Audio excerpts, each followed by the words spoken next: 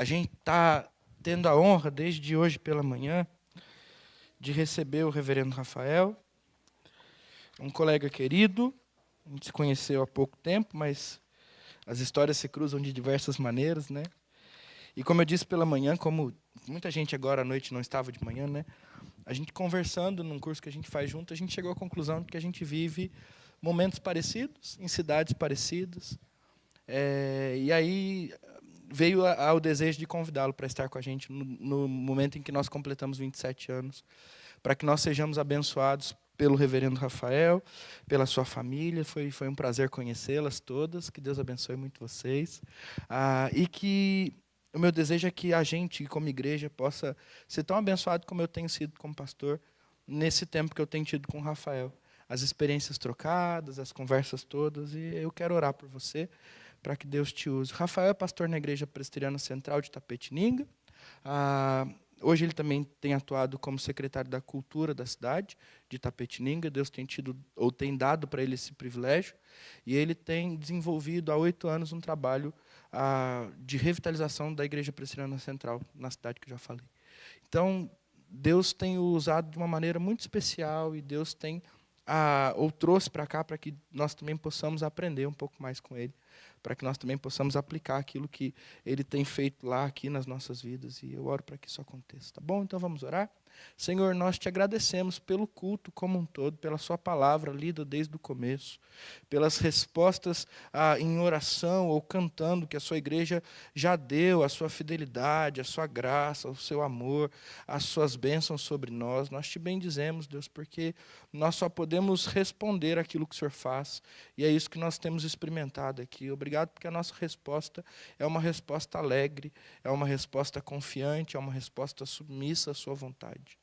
E agora, Deus, no momento em que nós vamos ouvir a sua voz através da pregação da sua palavra, fala aos nossos corações, usa o reverendo Rafael para que ele, como instrumento da sua vontade, seja aquele que vai, de fato, nos instruir naquilo que o Senhor tem para nós, naquilo que o Senhor quer fazer em nós, Pai, em nome de Jesus. Cuida desse momento em especial, cuida das nossas mentes, traga as, Deus, cativas a sua palavra, e faça, Deus, com que as palavras do teu servo sejam agradáveis a ti. Em nome de Jesus nós oramos. Amém e amém. Deus abençoe. Obrigado, irmão. Graça e paz, irmãos. Boa noite a todos. Mais uma vez eu digo, é um prazer e uma honra. Eu já estive de manhã com alguns de vocês, e sempre, como eu disse, é uma alegria muito grande poder conhecer irmãos que a gente já tinha ouvido falar, né, através do reverendo João. E mais do que isso, ter também a participação, né, desse momento tão especial da comunhão em Cristo Jesus com irmãos tão amados, que nos dá a dimensão da Igreja de Jesus Cristo. E eu gostaria de expor nessa noite, trabalhar com vocês, um texto específico de Efésios. A gente trabalhou hoje de manhã o capítulo 1, nada que vai prejudicar quem não ouviu, mas eu gostaria de encerrar essa mensagem em Efésios a partir do capítulo 3, do verso 8 ao verso 10. Efésios 3, de 8 a 10. Enquanto os irmãos abrem, quero trazer um abraço caloroso da Igreja Presbiteriana de Itapetininga, né, que está lá sem o pastor deles, mas com toda certeza orando por nós aqui e orando por vocês. Tá?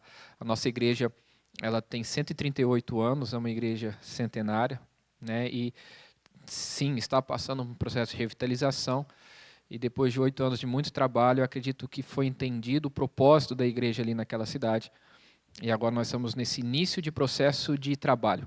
Mas como assim, pastor? 8 anos você está iniciando agora? Exatamente. Depois de 8 anos, foi 8 anos de aprendizado, de lutas, para que a gente pudesse compreender qual é o nosso primeiro passo. E isso depois de 138 anos de igreja. Então a igreja vive, e aí o ditado da reforma, né? A igreja vive na reforma. Reforma sempre reformando, segundo a glória de Deus. Então a igreja de Cristo Jesus, ela sempre passa por esse processo, porque nós estamos no mundo e não saímos dele. E, portanto, a gente precisa sempre cuidar da casa que Deus nos deu. Mas vamos lá, então, para Efésios, capítulo 3, verso 8 até o verso 10. Eu estou com a versão NVI, tá? Os irmãos puderem acompanhar. Eu não sei se aqui vai estar assim. Embora eu seja o menor dos menores de todos os santos, foi-me concedida esta graça de anunciar aos gentios as insondáveis riquezas de Cristo e esclarecer a todos a administração deste mistério que durante as épocas passadas foi mantido oculto em Deus, que criou todas as coisas. A intenção dessa graça era que agora, mediante a igreja, a multiforme sabedoria de Deus se tornasse conhecida dos poderes e autoridades nas regiões celestiais. Vamos orar mais uma vez ao nosso Deus?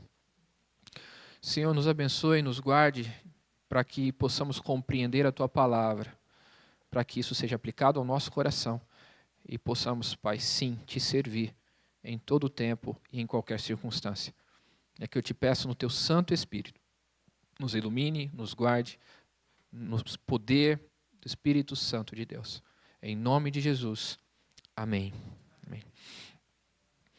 Meus irmãos, eu não sei se o pastor João falou para vocês, mas eu sou filho de pastor. Eu sou de família pastoral, né? Diria que seria uma segunda geração. Meu pai se converteu em 1975, se eu não me engano, e se converteu jogando futebol de areia no colégio presbiteriano, né? A família dele era uma parte adventista, outra parte era de origem espírita, enfim, de umbanda, era bem bagunçado assim a família dele. E ele, por um colégio interessante, que a mãe dele viu que ele podia se matricular, conseguiu uma bolsa e jogava futebol de areia lá no colégio IPEI, Instituto Presbiteriano de Educação, lá em Goiânia. Meu pai se converte aos 16 anos e lá pelos 18, 19 ele decide ir ao seminário, depois de entender o que era a igreja. E eu nasci nessa família, né? Meu pai se tornou pastor e eu nasci quando ele estava se formando, né, em 84. E desde aquela época eu vivi as dificuldades de uma família pastoral. E eu tinha dificuldade de entender o amor do meu pai pela igreja, né? Minhas filhas talvez vão ter um testemunho assim, parecido com o meu daqui a alguns anos.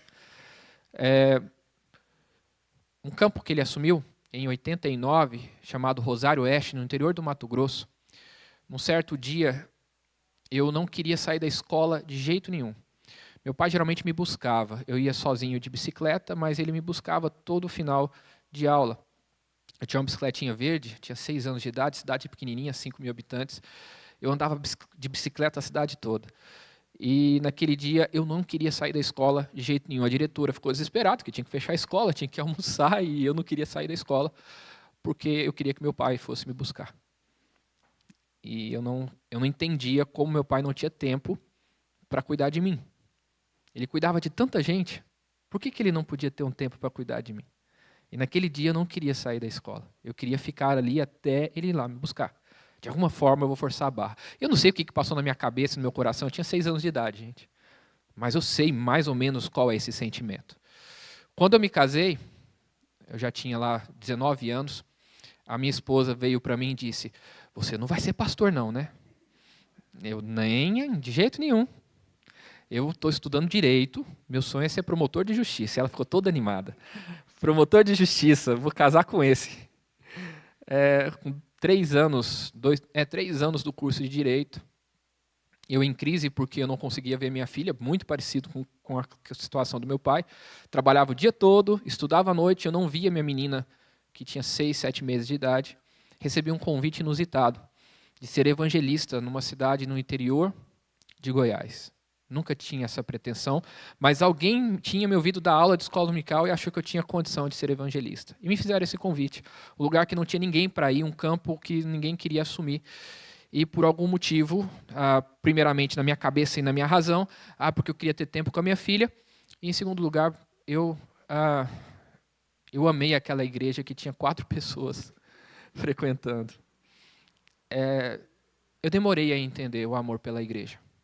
Eu só fui entender o amor pela igreja quando um pastor, e isso 3 anos mais tarde, eu trabalhando como auxiliar para esse pastor maltratou a igreja que ele dirigia. e eu via as coisas erradas que ele fazia, e isso foi me incomodando, e talvez viesse ao meu coração e à minha cabeça, isso não pode acontecer. Mas por que eu me preocupava tanto com a igreja? Por que eu tinha esse amor pela igreja? A mesma pergunta que eu fazia lá atrás para o meu pai, por que meu pai amava tanto a igreja? Eu não tinha nada a ver com isso, eu era professor, estava muito bem estabelecido numa escola, minha esposa também trabalhando na escola, minhas filhas crescendo, numa cidade agradável do interior de Goiás. Por que eu estava preocupado com a igreja? E naquele dia, em um dia específico, eu virei, ou eu nunca mais piso numa igreja, porque isso está mexendo comigo e com a minha família. Ou então eu vou trabalhar para o reino. E eu fui entendendo o amor pela igreja. É uma coisa que não dá para explicar. Há exageros, sim. Né? Tem coisas que a gente precisa equilibrar. A nossa família é a primeira coisa que a gente tem que cuidar. Mas é interessante nós observarmos que esse amor ele é legítimo. Amar a igreja é fundamental na vida de um crente. E eu gostaria de trabalhar exatamente isso com vocês hoje. Por que nós estamos comemorando o aniversário da igreja de Atibaia, a Pipa? Por que nós comemoramos 27 anos? O que isso tem a ver comigo e com a minha família? Talvez alguns tenham uma história muito ligada à construção desse prédio e ao esforço, mas por que esses homens se esforçaram por fazer isso? Gastaram tempo, gastaram dinheiro, gastaram o esforço, suor, gastaram a vida deles com isso. Qual é o motivo de se ter igreja? Principalmente no mundo hoje que é secularizado, isso não faz sentido. Durante a pandemia, nós vivíamos exatamente com esse discurso, a igreja é opcional. Eu posso assistir de casa, eu não preciso frequentar, eu posso escolher o melhor pregador. Aliás, ficou muito mais fácil estar em casa ouvindo o melhor pregador do país, sem o desgaste de ir a algum lugar. Por que amar a igreja? Uma igreja que se ama localmente, né, na presença dos irmãos. Eu, como filho de pastor, talvez faço parte do grupo mais crítico em relação à igreja. Mas estou aqui hoje como pastor e pregando o evangelho. E é exatamente isso que Paulo vai explicar para a gente a partir do verso 8 aqui que eu quero mostrar para vocês. Por que nós amamos a igreja? Por que nós amamos este povo? Qual é a importância dessa história? Verso 8, leiam comigo, por favor. Embora eu seja o menor dos menores de todos os santos, Paulo aqui faz uma referência ao seu chamado posterior, aquele que é chamado como nascido fora do tempo. Paulo se entendia como o menor de todos os santos, o servo dos servos, o ministro da igreja. Ele vai falar desse ministério lá atrás. E é interessante essa palavra, que hoje é usada com tanta pompa, o seu significado etimológico, né? O seu significado real. O ministro era o escravo do escravo. O escravo era aquele que tinha força e condição de trabalho. A figura usada para a gente entender isso, o escravo era aquele que era usado para remar as galés. Sentados nos banquinhos ali, eles remavam como motor do barco, geralmente em batalha. Homens fortes e saudáveis. Agora, alguns escravos não eram fortes e saudáveis o suficiente. Eram magrinhos, mais doentes. Esses eram os famosos ministros. Esses ministros ficavam responsáveis por recolher todas as necessidades que os escravos faziam enquanto remavam. Não preciso explicar o que é necessidades, né? Vocês entenderam. Então tá bom. Os ministros ficavam responsáveis por isso. Esse era o ministro. Quando Paulo fala que ele é o menor de todos os santos e foi dado um ministério a ele, ele estava ali para servir os servos, servir os escravos, servir aqueles que foram chamados para uma missão muito clara, conduzir o barco de Deus nisso daí. E é exatamente sobre isso que ele vai falar, sobre o seu ministério. Eu, o menor de todos os santos, me foi concedida esta graça. Que graça? Qual é a bênção que foi dada? Qual é o grande ministério dele? Anunciar aos gentios as insondáveis riquezas de Cristo. Paulo entendia que o ministério dele basicamente era contar aos outros aquilo que Cristo havia feito por ele e feito pelo seu povo. O amor pela igreja começa pelo amor de Deus por esta igreja e por este povo. As riquezas de Cristo são contadas para nós, aqui que lemos a carta de Efésios, no capítulo 2 de Efésios, onde Cristo se entrega por nós, nos dando vida através da própria morte de Cristo. Essas riquezas e a riqueza da herança, onde Cristo, a partir da sua morte, entrega todo o reino de Deus a nós. Tudo aquilo que nós precisamos, a salvação, a presença de Deus, a eternidade, tudo isso foi dado. E aqui ele diz, tudo isso agora eu anuncio aos gentios. Eu anuncio àqueles que não ouviram essa palavra. Eu estou contando do maior tesouro que este mundo já viu. Com o único propósito, e ele vai contar isso para a gente no finalzinho do capítulo 2, de construir o santuário de Deus. A gente vai ver isso lá no verso 19 do capítulo 2. Portanto, vocês já não são estrangeiros nem forasteiros, mas concidadãos dos santos e membros da família de Deus, edificados sobre o fundamento dos apóstolos, tendo Jesus Cristo como pedra angular, no qual todo edifício é ajustado e cresce para se tornar um santuário santo no Senhor. Neles vocês também estão sendo edificados juntos para se tornarem morada de Deus por seu Espírito. Deus ama essa igreja porque essa igreja é a sua habitação. Essa igreja é o templo prometido por Deus a Davi. Eu não sei se vocês conhecem essa história, mas é interessante aqui, rapidinho eu contar para vocês. Davi, caminhando pelo corredor do seu palácio, maldito corredor, né? Onde ele, mais para frente, trai a esposa, trai o seu reino a ter relações com Batseba, mas antes disso ele caminha e ele tem uma ideia fantástica. Ele olha pela janela do seu templo e vê Deus morando em uma tenda. E ele diz, como eu, Davi, um rei humano e tão simples, posso morar num templo feito de cedros e ouro, enquanto o Deus dos deuses mora em uma tenda? E ele tem uma ideia brilhante. Vou construir um templo para Deus. Vou construir um palácio para Deus. E aí o sacerdote, né, vira, boa ideia, rei. Vai lá, constrói um templo para mim. Constrói um templo para Deus, melhor dizendo. E aí esse profeta, ou esse sacerdote, melhor dizendo, o profeta, chega em casa e Deus chama ele. Natan, vem cá, deixa eu te falar uma coisa. Volta lá para Davi e diz para ele o seguinte. Quem é você, Davi, para construir casa para mim? Você acha que você é quem? Eu tirei você no meio da malhada de ovelhas. Você é um pastorzinho. Você só é rei porque eu te coloquei aqui como rei. Você não vai construir templo para mim. Você não vai construir casa para mim. Sou eu que vou construir uma casa para você. E outra, quem vai construir essa casa é o seu filho, não é você. Aqui, de pronto, talvez a gente lembre de Salomão. Quem gosta de estudar o Antigo Testamento e entende isso, vai lembrar de Salomão. Só que Salomão já é um sinal para apontar para o filho de Davi, aquele que seria a pedra angular. Quem que é conhecido como filho de Davi e está sentado no trono eternamente? Jesus Cristo. É ele que vai construir o templo, e aqui é desse templo que ele está falando. Jesus é a pedra angular, no qual nós somos pedras vivas sendo construídos, ou sendo levantados como santuário de Deus, onde o próprio Deus vai habitar.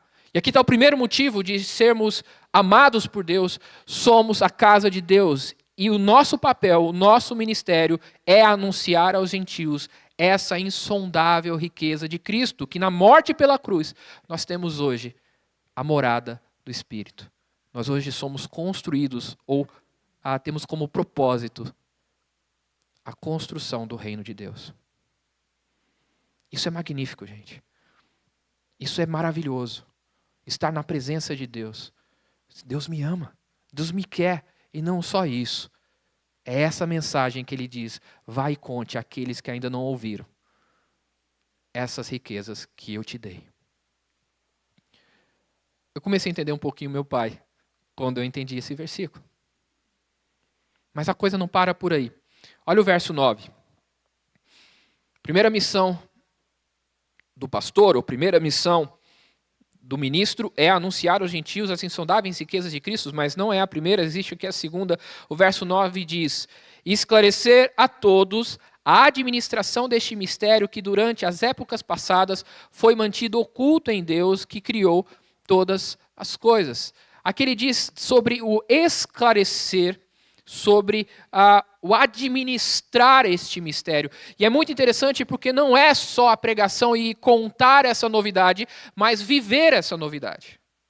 Viver esse mistério que está escondido, coisa que ele vai contar para a gente de forma mais clara aí no início do verso 2, capítulo 3, verso 2, que diz assim: certamente vocês ouviram falar da responsabilidade imposta a mim a favor de vocês pela graça de Deus. Isto é, o mistério que me foi dado a conhecer por revelação, como já lhes escrevi com poucas palavras.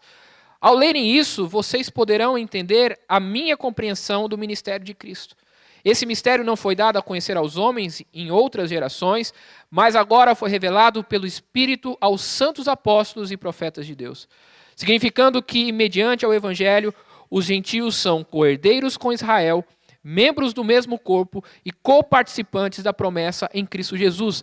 E é muito interessante isso, porque ele diz, vocês são co-herdeiros com Israel. Israel era herança, os israelitas são herdeiros de Deus, assim como Cristo é. O Israel são filhos de Deus, o povo de Israel, assim como Cristo é. E agora vocês, gentios, são também co-herdeiros. Por que Deus ama a igreja? Porque nós estamos falando dos filhos de Deus. E quem não ama os seus filhos? Deus ama essa igreja porque essa igreja essa igreja é a reunião dos filhos de Deus. Nós somos co-herdeiros. Não só co-herdeiros, mas membros do mesmo corpo. Quem não ama o próprio corpo? A ideia de ser filhos, ser parte da mesma unidade, e não só ser parte da mesma unidade, mas ele coloca coparticipantes da promessa em Cristo Jesus. Ou seja, fazemos parte da mesma unidade e caminhamos para a mesma direção, a promessa de Deus. Do santuário vivo. E parece meio maluco, mas é que ele constrói a casa para o seu corpo, para que o seu corpo possa viver. Ao mesmo tempo que nós somos casa de Deus, nós somos corpo de Cristo Jesus. E aí nós começamos a entender esse amor. Não é só o amor pelo lar que está sendo construído, mas um amor também pelo próprio corpo, pela própria família. Quando eu cheguei em Barro Alto em 2006, foi meu primeiro campo, esse que eu contei para vocês, com 4 membros, 2 senhorinhas ficavam abrindo a igreja e orando e conduzindo o culto durante 16 anos. 16 anos aquele campo não tinha um pastor que cuidava daquele campo. E aquelas 2 senhoras abriam todos os domingos e ali conduziam o culto sozinhas em oração. E eu posso dizer, a Juliana lembra muito bem da Edicleia e da Marina. Quando eu vi a ação daquelas mulheres, eu amei aquelas mulheres como Cristo amou a igreja. E esse é o sentimento do pastor com as suas ovelhas. Eu comecei a perceber por que meu pai se sacrificava pela igreja. Eu comecei a perceber por que tantos homens na história morreram pela igreja. Eu comecei a perceber por que Cristo morreu pela igreja. Fazia sentido para mim agora. Administrar o mistério de Deus é exatamente viver essa participação no corpo. É viver essa riqueza de ser filho de Deus em Cristo Jesus. É entender a promessa futura e viver com ansiedade pela volta do meu Senhor, para que a família esteja reunida mais uma vez. É sofrer por cada irmão que parte em luto. Mas saber que é temporário, que haverá um dia onde cada um que se foi ressuscitará e estaremos juntos novamente com o nosso Pai. Essa administração do mistério e esclarecer essas coisas no amor de Cristo Jesus na igreja é parte do ministério pastoral. É parte do ministério da igreja. Não só pregar o evangelho, mas viver Cristo Jesus. O evangelho ele não é só boa notícia, mas ele é a notícia vivida também.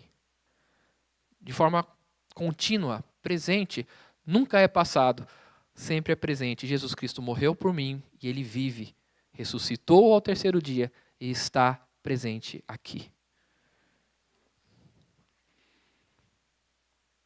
Isso foi esclarecido para Paulo, isso está sendo esclarecido para você nesta noite. Isso que foi mantido oculto por muitos e muitos anos, mas hoje nós temos o esclarecimento deste evangelho a partir da palavra. E voltando ao nosso texto principal, no verso 8, então, nós temos o primeiro papel da igreja, o primeiro papel do ministro, que é anunciar o evangelho, anunciar aos gentios as insondáveis riquezas de Cristo. O segundo papel é administrar o mistério de Cristo Jesus, o mistério da igreja, do povo de Deus revelado. E o terceiro, e o mais impressionante talvez de todas elas, está no verso 10. Olha comigo. A intenção dessa graça era que agora, mediante a igreja, a multiforme sabedoria de Deus se tornasse conhecida dos poderes e autoridades nas regiões celestiais. E aqui ele fecha com o propósito de Deus na igreja e no seu papel. A intenção da graça era que, neste momento, agora, nesse instante, não no futuro, tá? A multiforme sabedoria de Deus se apresentasse, se tornasse conhecida. O que ele está querendo dizer com multiforme sabedoria de Deus? Nós acabamos de ler lá atrás que os gentios e os judeus não têm mais separação, o muro caiu. Nós temos culturas diferentes, línguas diferentes, jeitos de ser diferentes, fazendo parte da mesma igreja. Essa multiforme ou vários formatos demonstram a sabedoria única de Deus.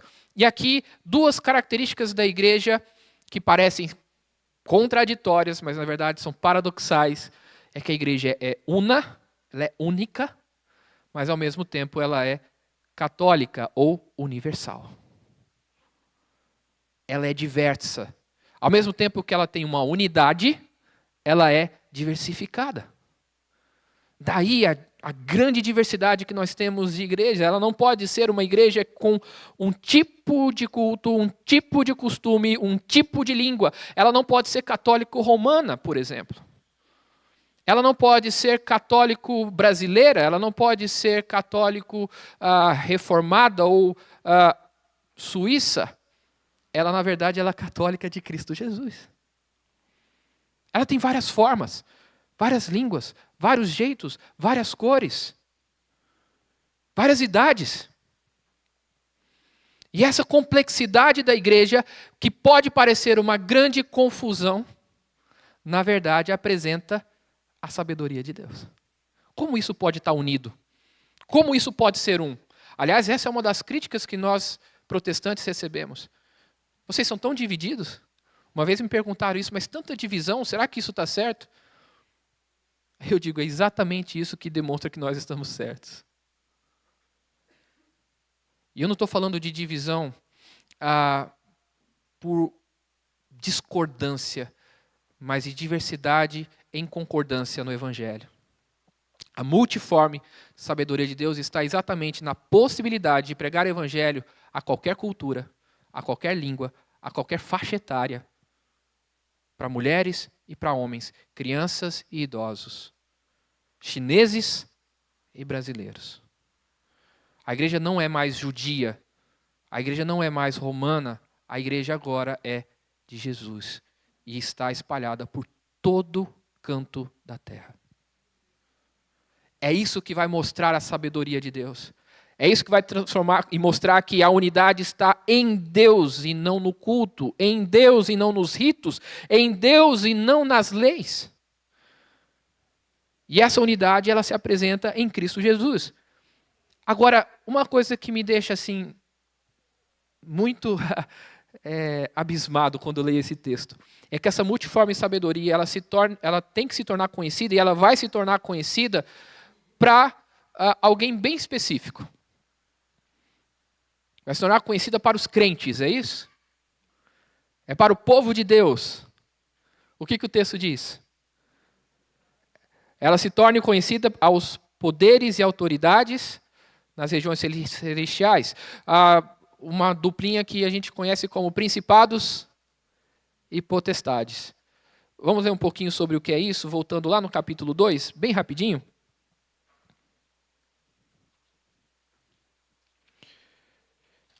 Versículo 1 e 2 do capítulo 2.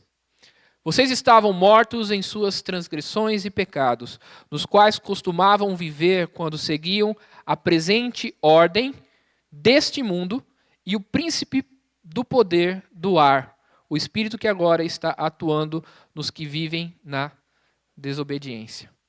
Ele fala de duas entidades aqui. Qual que é a primeira entidade? A ordem deste mundo. Qual que é a segunda entidade? O príncipe do poder do ar.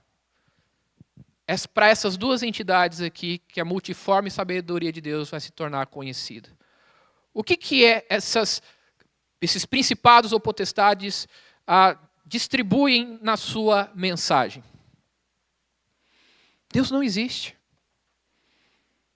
Não há nenhum propósito, tudo é aleatório. Tudo acontece de forma randômica ou sem propósito. O mundo era um mundo de fogo e lava. Esse mundo foi se esfriando. Isso criou uma atmosfera de água e fez uma sopa primordial e, de forma acidental, essas moléculas se transformaram em bactérias. E essas bactérias foram se desenvolvendo ao ponto de se tornar animais e cada espécie foi evoluindo. Sem propósito, acidental. Um dos grandes profetas do ateísmo vai dizer que nós somos um grande acidente do universo. Nós somos os cachinhos dourados do universo. Ou seja, é impossível existir vida, mas nós somos um acidente muito bem feito. Esse é o discurso. Deus não existe, não há sabedoria, não há propósito, não há fim em nada do que existe. Portanto, moralidade, família, estruturas sociais são apenas construtos da nossa mente, construtos da nossa sociedade. Nada tem sentido. Carpe diem, vivam a vida de vocês como vocês bem entendem. Vocês não precisam prestar contas para ninguém. O seu corpo é a sua regra. Viva como você bem entender. E aí vem a igreja e fala exatamente o contrário. Existe um Deus, existe propósito em tudo. As coisas não são acidentes, mas pelo contrário, Deus faz tudo isso para a honra e glória do seu nome. Este mundo tem uma ordem filosófica e de poder, que é dirigida e influenciada pelo príncipe da potestade do ar, que a ideia aqui é exatamente dos espíritos ou mundo espiritual. E eu gosto de classificar essas duas coisas como ordem deste mundo e o príncipe da potestade do ar como a ideia de mundo espiritual e o mundo temporal ou mundo carnal. É para que esses dois mundos percebam que eles têm um dono e um criador. Que foi ele que estabeleceu este mundo pela vontade do seu poder. E a igreja é a grande prova disso. A prova não está na ciência. Eu sei que tem grandes cientistas como o professor Adalto Lourenço, que trabalha a criação de Deus a partir da ciência. Mas a prova de que Deus existe não está na ciência e nunca estará. A prova de que há um Criador sobre todas as coisas e há propósito sobre tudo não está em nada que possamos produzir aqui nessa terra, mas está no grande milagre de Deus nesse mundo, que se chama igreja. É isso que o versículo está dizendo. A intenção dessa graça era que agora, mediante a quem? A igreja. Mediante a igreja, a multiforme sabedoria de Deus se tornasse conhecida dos poderes e autoridades nas regiões celestiais. Deus prova o seu poder, Deus prova a sua sabedoria, Deus prova o seu propósito com a igreja. Se Deus ama a igreja e conduziu todo o propósito da história para que ela manifestasse o seu poder,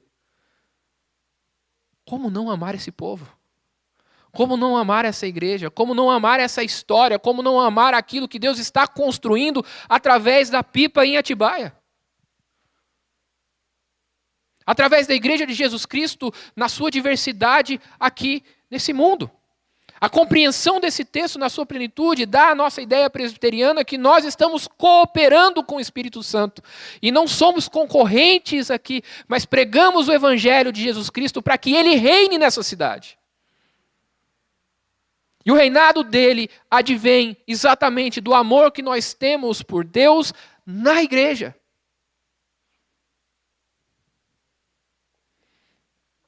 É exatamente isso que ele vai mostrar para a gente aqui. A pregação do evangelho, ela é importantíssima, porque diz o verso 11, de acordo com o seu eterno plano que ele realizou em Cristo Jesus, nosso Senhor.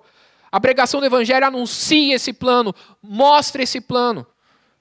Meu ministério é exatamente mostrar a realização de Jesus Cristo, que no verso 2 diz, por intermédio de quem temos livre acesso a Deus em confiança pela fé nele. Uma mensagem que mostra que nós temos condições de alcançar a Deus no seu trono, o grande mistério do universo. Nós temos a nossa dívida paga e por isso podemos acessar o reino dele. Portanto, diz o verso 13, eu peço-lhes que não desanimem por causa das minhas tribulações em seu favor, pois elas são uma glória para vocês. A multiforme sabedoria de Deus está sendo demonstrada e apresentada a cada um de nós exatamente pelo sofrimento que as nossas famílias têm ao defender este povo, ao defender este evangelho, ao defender esta igreja. As coisas que meu pai sofreu, que me fazia querer fugir do ministério, são exatamente essas coisas que agora me animam e me dão força para continuar, porque a glória está exatamente nisso. Por que eu vou sofrer pela igreja? Meus irmãos, por que Cristo sofreu? Por que eu vou doar minha vida para a igreja? Meus irmãos, porque Cristo doou. Mas nós precisamos compreender a igreja no seu grande mistério. Ela não existe simplesmente para favorecer ou trazer bem-estar para vocês, mas pelo contrário, manifestar a sabedoria de Deus, administrando e a dispensação do mistério, ou o mistério que nos foi dado em Cristo Jesus na pregação do Evangelho. Não desanimem. Vocês têm acesso a Deus em Cristo Jesus. E esse era o eterno propósito de Deus e sempre foi o eterno propósito de Deus. Vocês têm 27 anos de vida. Conversei um pouquinho com o pastor João, li a história de vocês, e é uma história de muita luta, muitas brigas, muitos embates, muito sofrimento, muitas lágrimas, mas é nisso que está a glória de vocês. E é isso que fortalece vocês para enfrentar um mundo que não sabe que Deus existe, ou se sabe, não tem ideia de que Ele se revela na igreja e em Cristo Jesus. Hoje eu sei porque meu pai amava a igreja. E eu posso dizer para vocês que hoje eu amo a igreja. Porque é nela que Cristo Jesus se manifesta. E não tem um amor maior na minha vida do que o amor de Cristo Jesus. E se você, por acaso, usa o discurso, mas eu amo a minha família em primeiro lugar. Meu irmão, se a igreja não é a sua família, você não entendeu o que é a igreja. A minha família é a igreja.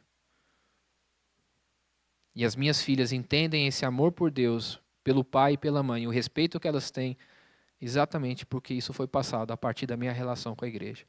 Errei várias vezes. Várias vezes troquei as prioridades. Mas o princípio elas conhecem. Não deixe o pastor de vocês errar nesses princípios, ou pelo menos na sua prática, pela falta do trabalho que vocês não fazem.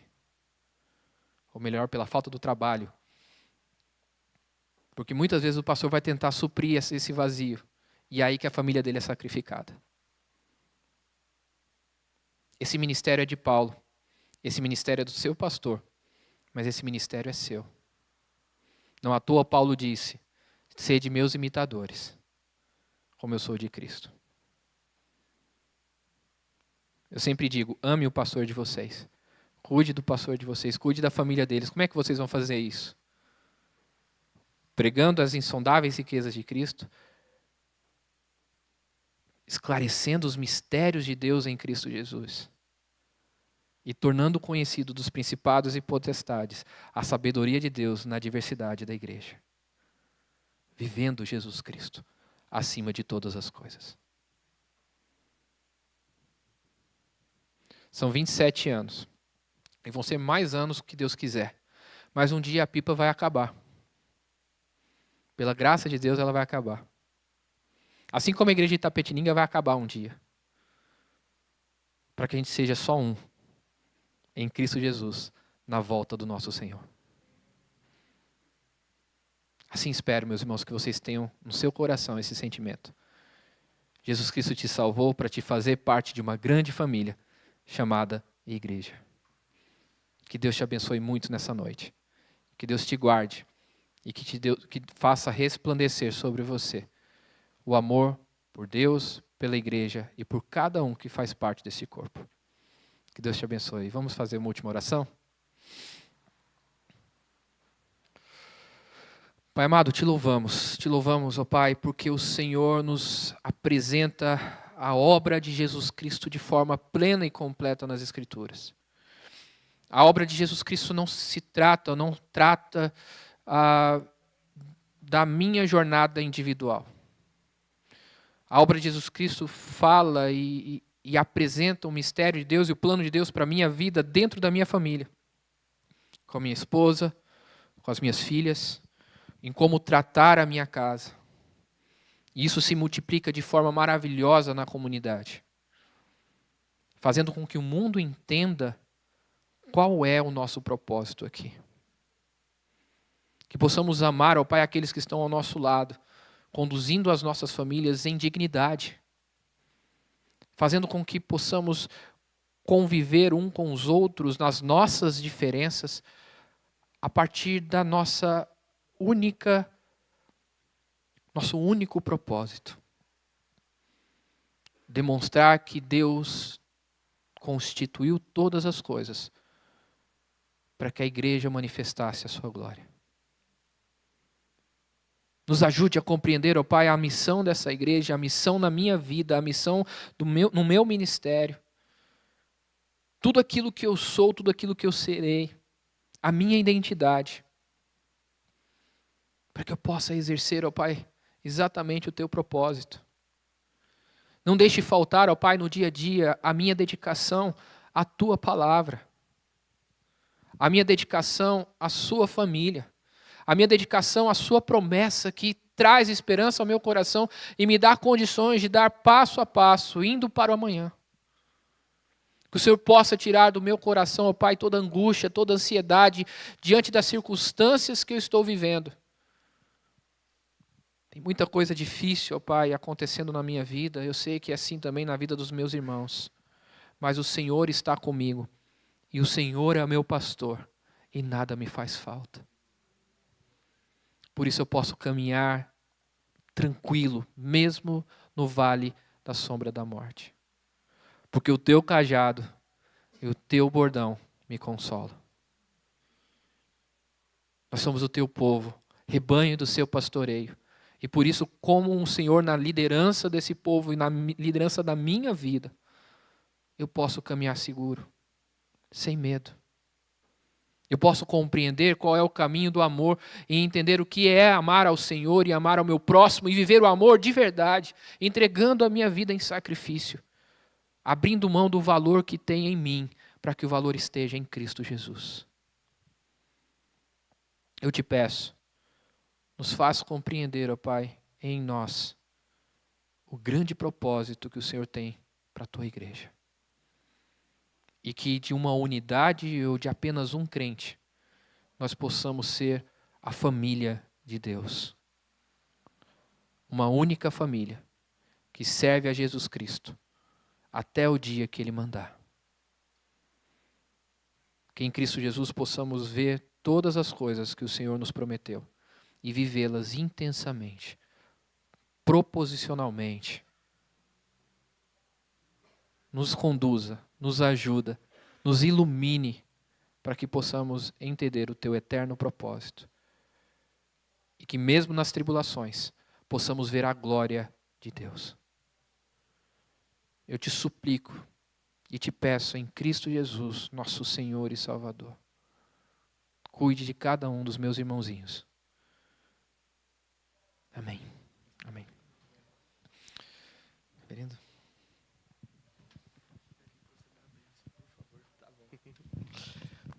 Muito obrigado mais uma vez. Nós fomos abençoados e somos abençoados, né, irmãos? Fica à vontade. Irmãos, antes de tudo, quero... Já o Rafael vai orar mais uma vez e nós vamos ser abençoados, e aí nós temos o nosso tempo de aviso. Mas antes de tudo, eu quero louvar a Deus pela vida de cada um de vocês. Deus tem feito e escrito a sua história aqui através de nós. E comemorar 27 anos é comemorar a presença de Deus no nosso meio. Então, louvado seja Deus pelo que Ele tem feito em mim, louvado seja Deus pelo que Ele tem feito em você, e louvado seja Deus pelo que Ele tem feito em nós. Amém? Vamos orar mais uma vez, pedir a Deus que nos abençoe, pedir a Deus que estenda a sua bênção sobre nós durante essa semana, para que nós possamos encarnar a missão de amar a igreja, amando a Cristo, como o Rafael nos ensinou essa noite. Amém? Coloque-se em pé, nós vamos orar.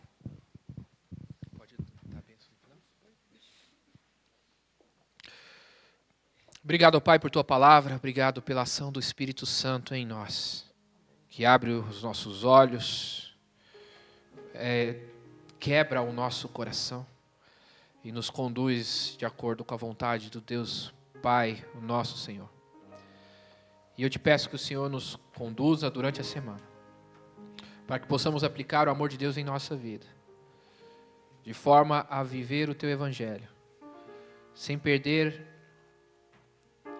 o nosso princípio, o nosso propósito, de louvar o Teu santo nome e ter prazer na Tua presença.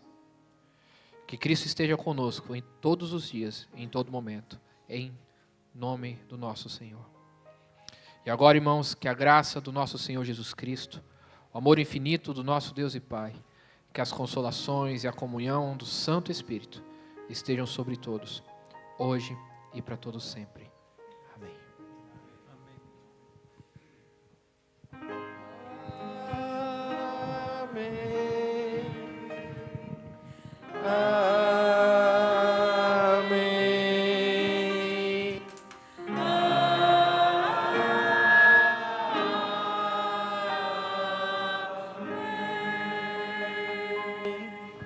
Amém. Você pode, por favor, sentar? Você pode sentar.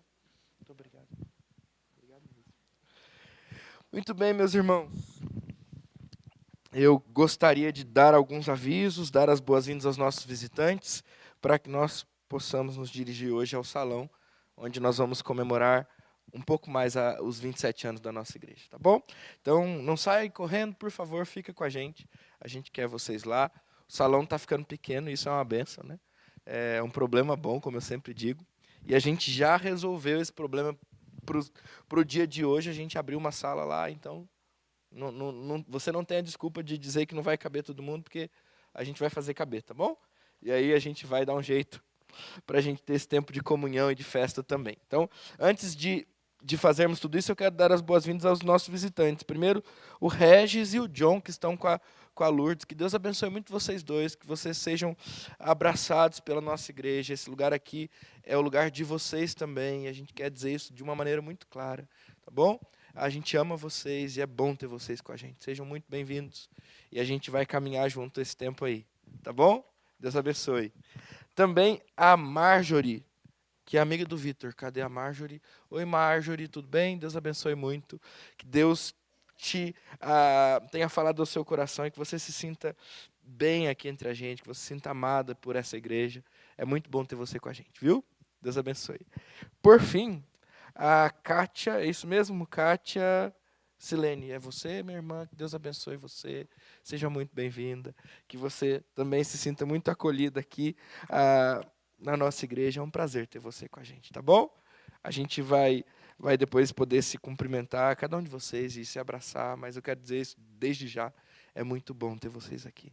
Deus abençoe vocês, tá bom? Avisos importantes e rápidos. Primeiro, dia 9 de setembro, nós temos 2 eventos importantes. Primeiro deles, nós temos a reunião de oração dos líderes da igreja aqui às 9 da manhã. Então, 9 da manhã do dia 9 de setembro, 9 do 9 às 9 horas, tá bom? Não esquece. Todos os líderes estão convocados. Repito o que eu disse hoje de manhã. O Cássio tem que vir, foi isso que eu disse. Mas eu também disse mais coisa. Nós estamos crescendo. Deus tem nos dado essa bênção. E nós precisamos mudar as estratégias de comunicação, nós precisamos mudar as estratégias para termos uma liderança cada vez mais unida. E isso é uma das medidas que nós, como conselho, entendemos que precisamos tomar. Colocar os líderes todos para orarmos juntos, alinharmos as coisas e caminharmos sempre debaixo da mesma visão. Então é importante que, meu irmão, que você, presbítero, diácono, você, conselheiro de alguma sociedade, líder de um departamento, membro da diretoria, da SAF, da UPH, da UMP, da UPA, é importante que vocês estejam presentes para que a gente possa orar uns pelos outros e caminhar, tá bom? É muito importante isso. Agora, no mesmo dia 9, agora às 19 horas, nós temos aqui um culto em ação de graças, é um sábado, pelo aniversário da nossa UPH. A igreja faz 27 anos e a UPH faz 28. Ela foi organizada um ano antes da igreja. E isso é uma bênção. Nós temos história para contar e para celebrar por muitos e muitos anos ainda. Então, você está convidado para esse tempo especial. E é o convite feito a toda a igreja. Tá bom? Eu acredito que minhas cabeças que estão na igreja, são esses os avisos?